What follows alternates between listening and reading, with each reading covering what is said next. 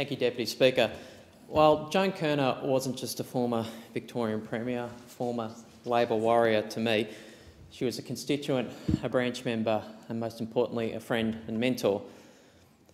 Historians have written plenty about Joan's political legacy in recent days at the VCE, Landcare, fighting gender inequality, but I want to speak to her personal legacy, to try and leave a small record of the wit and warmth and commitment and kindness that she shared with so many of us. Her loss is being felt keenly by many people across Melbourne's west, across Victoria and across Australia.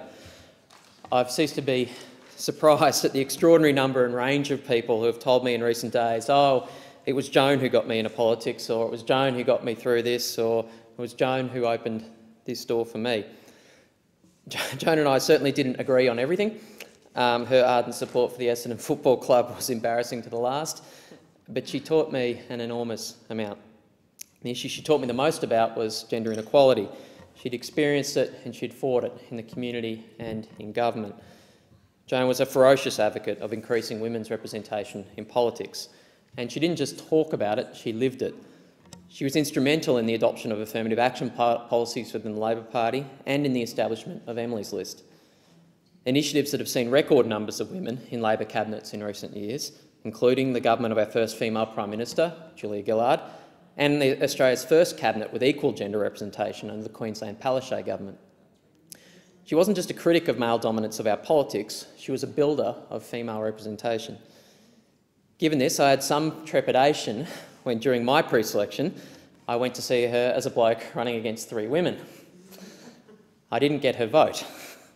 In fact, at a branch member forum during my pre-selection, she sat in the very front row of the hall in front of 500 branch members, less than 10 yards away from me, directly in my line of sight, and every time I got up to speak, glared at me, put the fire on me, put the pressure on me. And every time I sat down, she was in the line of sight of the 3 women running against me, cheering them on, giving them the support that they needed. Now, despite playing this ballot extremely hard, in the first meeting I had with Joan after the ballot, and ever since, she's had nothing but endless cups of tea, mentoring and advice from me. Given Joan's extraordinary support for women in politics, it can be lost somewhat, the enormous support and mentoring she's given to men in politics also. For those men who were willing to listen, she was extraordinarily generous with her time and consideration. As Bill Shorten told the Labor caucus this week, Joan had plenty of advice for Labor men in politics too.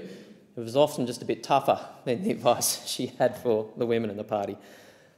I greatly valued our correspondence and meetings. Her counsel on responding to family violence was particularly important to me. During our conversations on this issue, she offered me the benefit of decades of experience in community organising and political strategy. She understood how gender inequality caused violence against women. And once, when I complained to her at the end of a day's worth of meeting with advocates and service providers in this area, telling her that meeting with the people doing this extraordinarily important but extraordinarily hard work was psychologically and emotionally exhausting for me, she gave me a stiff kick up the bum and told me that, you think you've got it tough now? You should have seen what it was like 30 years ago. We couldn't even convince people that this was actually happening then. And even if we could get that far, we couldn't convince people that it was an issue that was worth discussing in public, an issue that was worth being tackled by political leaders. She was right, of course. And not only that, but through the benefit of her hard-won experience, she taught me that we can make progress on changing societal attitudes to these issues, that we have made progress, however insignificant it may feel, however agonisingly slow it may feel, and even if the amount of work required to inch this issue forward over the long term seems all out of proportion to the gains that we realise, she was convinced that over the long term, over the long arc of history, we can all make progress. And immediately after making this point to me, she was straight back onto the politics of the day and asking me what she could do to help me keep inching the issue forward in the politics of the day. We're increasingly finding that the way that elected representatives conduct themselves after they've left the political stage is a true mark of their character.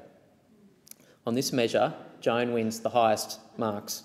She never compromised her integrity, her dignity, or her commitment to the Labor cause.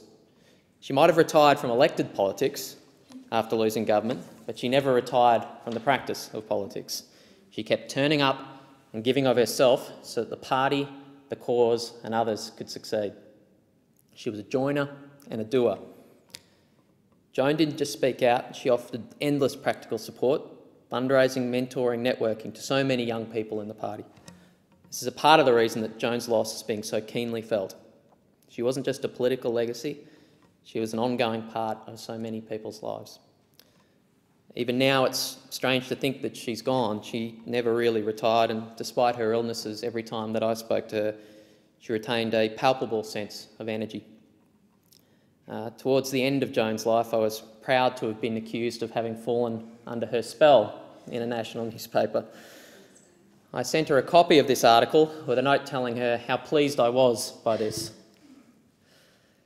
Given how close to the end this was, though, I never heard back from her, but I hope that she was pleased by it too. Thank you, Deputy Speaker.